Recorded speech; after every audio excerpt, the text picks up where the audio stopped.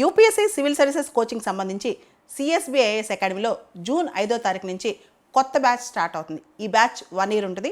ఇది ఆన్లైన్లో ఆఫ్లైన్లో యాక్సెస్ చేయొచ్చు. హైదరాబాద్లో మిస్ వరల్డ్ పోటీలు అంగరంగ వైభవంగా ముగిశాయి. ఈ పోటీల్లో మిస్ థాయిలాండ్ ఎవరైతే ఉన్నారో ఒపాల్ సుచాత చువాంగ్ శ్రీ మిస్ వరల్డ్గా గెలిచారు. మొత్తం ప్రపంచం అంతా సెలబ్రేట్ చేసుకుంది. ముఖ్యంగా సౌత్ ఈస్ట్ ఏషియన్ ఉమెన్కి ఇది రావటం చాలా ఘనత అని చెప్పుకోవాలి. అయితే మిస్ వరల్డ్ పోటీలకు సంబంధించి చాలామందికి చాలా రకాల విమర్శలు ఉన్నాయి, కాంట్రవర్సీస్ ఉన్నాయి. ఓవరాల్గా దీని ఒక పోటీగా మాత్రమే మనం చూడాలి, కానీ బియాండ్ దట్ ఆలోచించాల్సిన అవసరం లేదు. ఎందుకంటే మిస్ వరల్డ్ పోటీలు అనేవి ఒక beautification of women, objectification of women, ఒక స్టాండర్డ్స్ అంటే ఉమెన్ ఒక standards set of protocols follow అవుతేనే, ఎందుకంటే బాడీ షేప్ కానీ సైజ్ కానీ ఇవన్నీ కూడా బ్యూటీ విత్ బ్రెయిన్స్ అంటాం, కానీ ఎక్కువగా ఇదంతా కూడా బ్యూటీ మీద ఆధారపడి ఉంటుంది. కాబట్టి మనం అంతగా దీన్ని మనసుకు తీసుకోవాల్సిన అవసరం లేదనమాట. ఇంకొకటి, భారతదేశం నుంచి కూడా చాలా సంవత్సరాల నుంచి అనేక మంది మహిళలు మిస్ వరల్డ్ పోటీలకు వచ్చి వెళ్ళి గెలిచారు కూడా. రీటా ఫారియా కావచ్చు, తర్వాత ఐశ్వర్య రాయ్.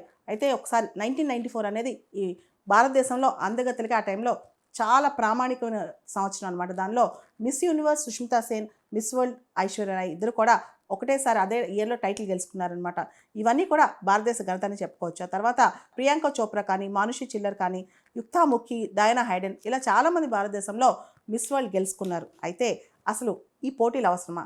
దీనిలో నిజంగా అందగతులు ఎంతమంది ఉంటారు? ఇదంతా నిజంగా మనకి ఉమెన్ ఎంపవర్మెంట్కి దారితీస్తుంది అంటే ఖచ్చితంగా ఎవరైతే గెలిచారో, ఎవరైతే చివరిదాకా వెళ్ళారో ఖచ్చితంగా వాళ్ళ జీవితం మాత్రం మారిపోద్ది, వాళ్ళ లైఫ్ స్టైల్ మారిపోద్ది అనమాట. కానీ ఆ తర్వాత ఇప్పుడు మనం చూస్తే కనుక ఈ పోటీలో పడి చాలామంది నష్టపోయిన అమ్మాయిలు కూడా ఉంటారు. ఇవన్నీ పక్కన పెడితే మహిళల్ని ఒక ఆబ్జెక్ట్ లాగా, మహిళల్ని ఒక బ్యూటీ ఎలిమెంట్ లాగా, మహిళ అనేది ఒక వస్తువులాగా చూస్తారు దీనిలో అనేది చాలా వరకు నిజమనే చెప్పాలి. అండ్ ఇవన్నీ కూడా మొత్తం ఈ మిస్ వరల్డ్ కానీ, మిస్ యూనివర్స్ కానీ ఈ పోటీలన్నీ కూడా స్పాన్సర్ చేసే కంపెనీలకు ఎక్కువ లాభం, కానీ ఎవరికి ఏంటి లాభం అని కూడా చాలామంది అడుగుతున్నారు. అంతేకాదు, ఎవరైతే మహిళలు డిస్క్రిమినేషన్ గురవుతారో అంటే అందంగా లేరు అనే కాన్సెప్ట్ అనేది, అందం అనేది సబ్జెక్టివ్ కాన్సెప్ట్ అనమాట. Beauty lies in the eyes of the beholder. అందం అనేది ఎవరు ఏ కనితో చూస్తే అదే అందం అన్నమాట. కాబట్టి ఒకళ్ళు ఇద్దరు వీళ్ళే అందగత్తులు అని కాదు, ఎవరికి వాళ్ళు అందగత్తులే. Women's beauty lies in grace. మహిళ అందం అనేది వాళ్ళ గ్రేస్లో కానీ, వాళ్ళ ఎంపవర్మెంట్లో కానీ, వాళ్ళ లైఫ్ స్టైల్లో కానీ ఉంటుంది, కానీ ముఖంలో రూపురేఖల్లో ఉండదని నా అభిప్రాయం అనమాట. మనం చూస్తే అందం అనేది కూడా టెంపరీ కాన్సెప్ట్, చాలా ఫ్లూయిడ్ అండ్ టెంపరీ కాన్సెప్ట్. ఒకరికి అది అందం అనిపించవచ్చు, ఇంకోటి కాదు అనిపించవచ్చు. ఇంకోటి, ఒకళ్ళకి ఈ టైంలో అందగత్తే అనిపించవచ్చు, ఒక 10 ఏళ్ళ తర్వాత 20 ఏళ్ళ తర్వాత అందగత్తే మొత్తం మాయమైపోవచ్చు.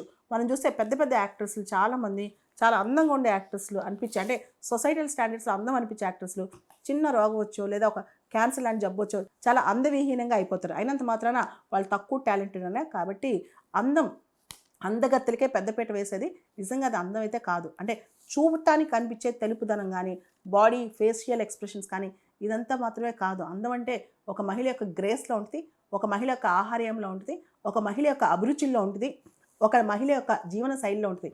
అదే నిజమైన అందం. కాబట్టి ఇలా అంటే వాళ్ళు ఎంత చేస్తారో జీవితానికి, దేశానికి, ప్రపంచానికి కృషి సేవ అనేది చాలా ఇంపార్టెంట్ అనమాట. అంటే కేవలం అందం మాత్రమే కాదు, మనిషి యొక్క పూర్తి అభిరుచులు, ఆహార్యం కూడా చాలా అవసరం అనమాట. సో మిస్ వరల్డ్ పోటీల్ని ఒక స్పిరిట్ లాగా తీసుకోవాలి, కానీ అంటే ఒక స్పోర్టివ్ స్పిరిట్తో తీసుకుని చూసి వదిలేయాలి, కానీ దాని మీద ఎక్కువ ఆలోచన పెట్టుకుని అందం అంటే ఇలానే ఉండాలని కొంతమంది అమ్మాయిలు అయితే తింటాం మానేసి మరి బాడీ షేప్ ఉంచుకోవడానికి ట్రై చేస్తారనమాట. అలా కాదు, అందం అనేది మనం ఎలా ఉన్నాం అదే ఒరిజినాలిటీలోనే అందం ఉంటుంది అనమాట. యూపీఎస్సీ సివిల్ సర్వీసెస్ కోచింగ్ సంబంధించి సిఎస్బిఐఎస్ అకాడమీలో జూన్ 5వ తారీఖు నుంచి కొత్త బ్యాచ్ స్టార్ట్ అవుతుంది. ఈ బ్యాచ్ 1 ఇయర్ ఉంటుంది. ఇది ఆన్లైన్లో ఆఫ్లైన్లో యాక్సెస్ చేయొచ్చు.